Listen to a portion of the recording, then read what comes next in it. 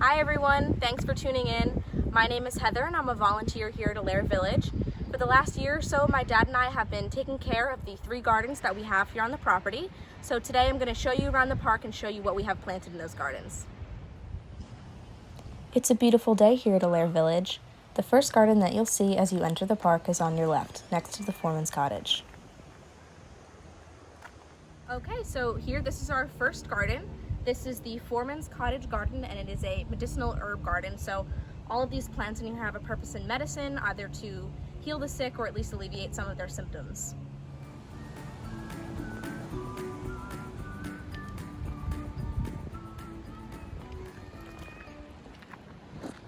Mostly every plant in this garden could have served as a medicinal tool in an apothecary shop. Like many other company towns, there was no stationary doctor that resided at Allaire, so people often had to travel out of town to get medical attention. If they didn't have the time, money, or a way to get there, people grew their own herbs that they could use to treat the ill or injured. For example, we have violets planted in this garden. The violet flower could have been used as a poultice or an oil to topically treat dry skin, insect bites, abrasions, and even eczema.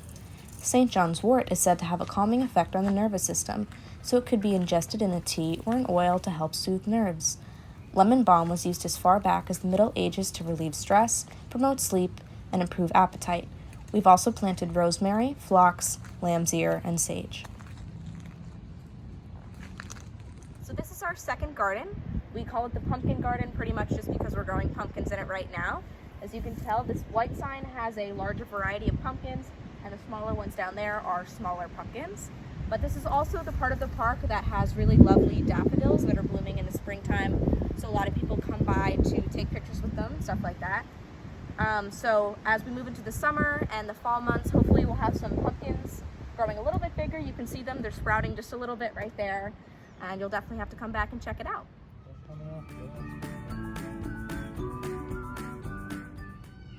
So right now we are standing at the manager's house garden. So everything in this garden would have had a purpose in hearth cooking. The first 4 plants you see, excluding the lilies, are herbs used to flavor cooking. Cooks would have also added onions and garlic for taste, which is what you'll see us planting in the next clip.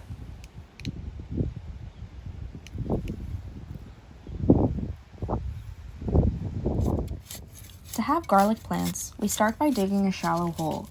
We then place in them whole heads of garlic. We cover them with soil, give them some water, and wait for them to sprout. Pretty soon, we'll have our own garlic.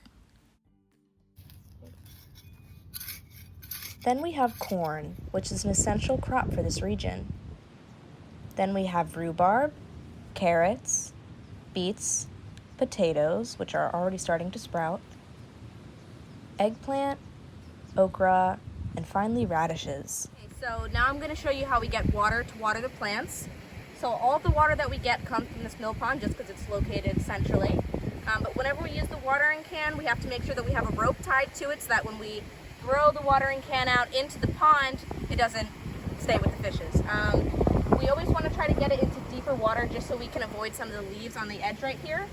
So you kind of just hold one end, extra tight. And water.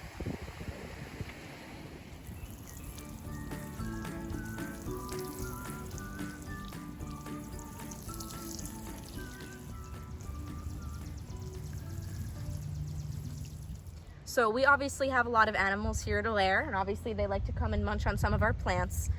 So we use this completely natural spray to keep them away. It doesn't contain any pesticides or anything like that. Basically, the way it works is it smells really, really bad. It has garlic and thyme oil and whole egg solid in it, so it basically smells like rotten eggs.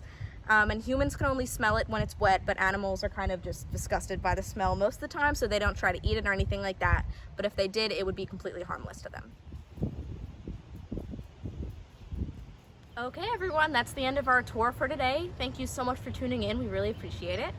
So this is the first edition. It's our spring edition, and we'll probably be posting more videos as the garden progresses just to show you what's happening.